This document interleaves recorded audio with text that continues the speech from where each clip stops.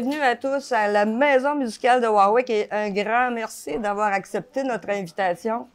Encore une fois, cette année, à la Maison musicale de Warwick, une programmation de haut niveau, dont on est fiers.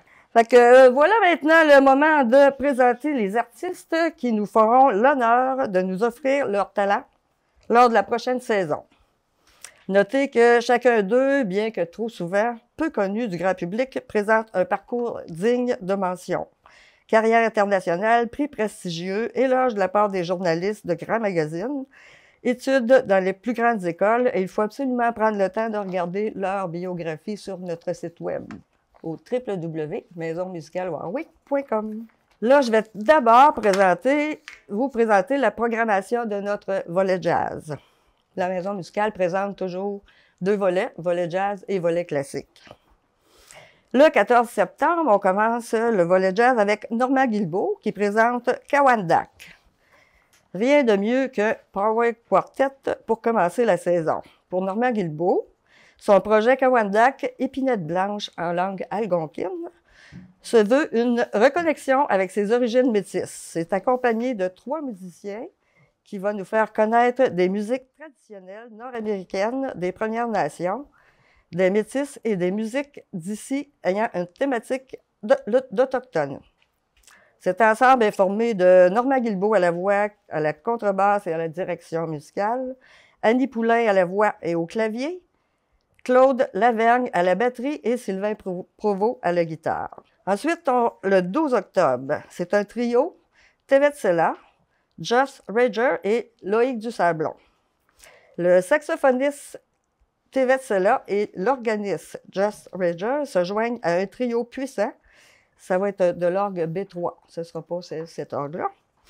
Un trio puissant qui réunit le soul jazz, le funk et le R&B. Le trio nous présente des pièces classiques de grands artistes de Blue Note Records, ainsi que des compositions émouvantes de Tevet et Joss. Cet ensemble, saxophone, orgue, batterie, composé de 3 musiciens chevronnés, Tevet Sela au saxophone, Joss Rager à l'orgue Hammond B3 et Loïc Dusablon à la batterie. Le 23 novembre, le quinticisme de l'ensemble Yvan Bello. Pour les amoureux de la clarinette, voici votre soirée de prédilection. Ce nouvel opus, alliant musique classique et jazz contemporain, nous fait voyager dans l'univers distinctif de son créateur Yvan Bello. Ils vont nous transporter dans des terres inconnues, poussés par une sublime écriture et un jeu tout en finesse, comme il se doit. Yvan Bello à la clarinette et clarinette basse sera accompagné de Normand Lachapelle à la basse, Guillaume Martineau au piano, Sylvain Provost à la guitare et Yvon Plouffe à la batterie. Le 8 février, la saison hiver-printemps, Michel Morissette présente son album 4. Après 20 présences au Festival international de jazz de Montréal, des critiques élogieuses de nombreux journalistes, tant québécois qu'américains ou français, on peut définitivement s'attendre à une belle soirée. Avec son album 4, Michel Morissette et ses complices nous offrent du jazz fusionnant des éléments de blues et de funk.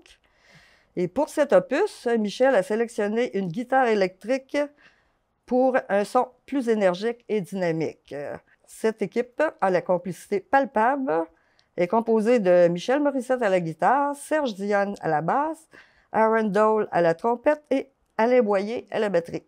Le 8 mars, c'est Daniel Toin Quartet qui présente Stopping Time. Vous aimez sortir du cadre habituel, bien cette soirée est résolument pour vous. Le répertoire composé de pièces choisies et originales met en valeur l'interaction des membres du groupe dans un contexte de musique improvisée et spontanée. Une musique qui se situe en dehors des codes rythmiques et harmoniques établis. Dans le cadre du concert Stopping Time, Daniel Toin au piano, Morgan Moore à la contrebasse, Maxime Saint-Pierre à la trompette et Louis-Vincent Hamel à la batterie exploreront les diverses possibilités des dimensions de cette musique résolument ancrée dans le présent. Et le 12 avril, on termine la saison le volet jazz avec Dawn Taylor Watson, avec une artiste de renommée internationale, maintes fois décorée. Dawn Taylor Watson a un style vocal riche et expressif où l'on ressent ses nombreuses influences. Vraiment un son qui n'appartient qu'à elle. Pour ce spectacle intime, elle sera accompagnée de son complice John Fedaway au piano. Les deux artistes nous promettent une soirée haute en couleurs. Maintenant, les concerts classiques, tous les concerts classiques, eux, sont présentés les dimanches après-midi à 14h30. On débute le 22 septembre avec Anne-Marie Dubois. Rendez-vous avec Marie et Frank Litz.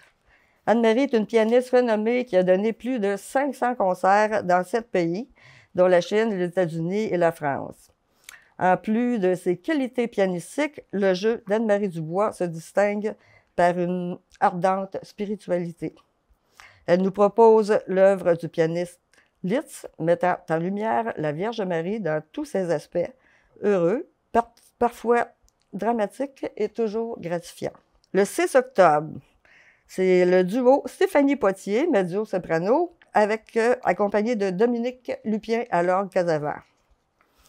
La mezzo-soprano Stéphanie Lupien et l'organiste Stéphanie Potier, et l'organiste Dominique Lupien partagent une affinité commune pour la musique baroque.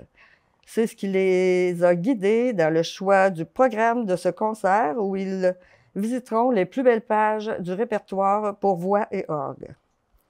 Stéphanie Potier est soliste invitée dans de nombreux ensembles, Opéra de Montréal et de Québec, Orchestre métropolitain, OSM, OSQ, Chant libre, Imujiti. Dominique Lupien, compositeur, improvisateur et arrangeur, est l'organiste titulaire des orgues de l'Église Saint-Viateur d'Outremont depuis 2012. Le 3 novembre, c'est le trio Forestari. Trois guitaristes cumulant 20 ans d'expérience professionnelle ensemble. Imaginez la qualité de leur interprétation. Ils nous offrent en virtuosité autant qu'en sensibilité un parcours musical à travers les styles et les époques de la Renaissance à aujourd'hui. Les trois complices prennent toujours plaisir à animer leur public de manière dynamique et captivante. Le trio est formé de Alexandre Étier, Olivier Labossière et Francis Brunet-Turcotte qui nous offriront le meilleur de la guitare classique. Le 23 février, c'est le quatuor de saxophone Quasar au programme de Bach à Zappa. Quand on retrouve Bach, Mozart, Chick Corea et Frank Zappa dans le même programme, on peut dire que tous seront comblés. Formé des 4 mêmes musiciens depuis maintenant 30 ans, le quatuor se distingue par son énergie, sa cohésion et la qualité exceptionnelle de son jeu. En plus de se consacrer à la création, le groupe présente des concerts au répertoire varié. Pour son 30e anniversaire, le quatuor nous révèle les multiples facettes du saxophone. D'une époque ou d'un style à l'autre, ce rendez-vous musical promet d'être unique. Le quatuor est formé de Marie-Chantal Leclerc au saxophone soprano, Mathieu Leclerc au saxophone alto, André Leroux au saxophone ténor et Jean-Marc Bouchard au saxophone baryton. Dans le volet classique, c'est la première fois qu'on a seulement que des vents au programme. Le 6 avril, c'est le duo Fortin-Poirier au programme Nuit blanche.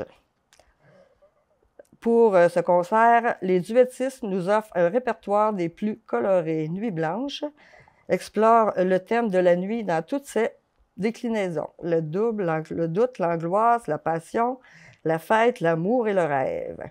Tout cela à travers des œuvres pour piano à 4 mains, de grands compositeurs classiques et modernes. Dès les premières notes, vous serez conquis par la sensibilité et la complicité des duettistes.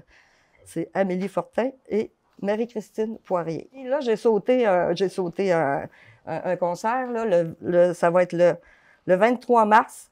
On va avoir Cyril Salov qui va être ici, puis il va faire un concert miroir. Il va vous dire, c'est lui-même qui, là je lui laisse la parole, c'est lui qui va expliquer ça va être quoi son concert. Bonjour, mesdames, messieurs. Le concert miroir s'apprête peut-être au premier regard à une interprétation un peu différente parce qu'il y a un cycle miroir de Maurice Ravel. Il n'y aura ni Ravel, c'est pas dédié à Ravel et à ses miroirs. Miroir dans le sens de miroir, d'une glace, parce que il va avoir deux blocs des œuvres, un pour piano et l'autre pour l'orgue. Je vais être et le pianiste et l'organiste. Je les exposerai dans l'ordre allant au milieu, et au milieu, je vais reprendre à l'orgue la pièce que je viens de jouer au piano, et je vais me retrouver à la fin avec l'œuvre initiale à l'orgue, qui était au début au piano. Donc, dans le sens propre, c'est ça, mais dans le sens figuré aussi, c'est de souligner que n'importe quel instrument, et évidemment la voix, l'instrument le plus sublime, nous expose, nous reflète. C'est une autoréflexion. Vous avez 30 pianistes qui jouent dessus, ça va avoir 30 pianos différents. C'est vraiment un miroir, une réflexion de l'âme, du monde intérieur de l'interprète. Donc, dans ces deux sens, je crois que le titre de mon tout premier récital combiné piano-orgue est réussi. Et puisque c'est un premier récital et piano-orgue, et aujourd'hui c'est ma toute première prestation devant le public à l'orgue, je n'aime pas trop parler, je laisse place à la musique et au son.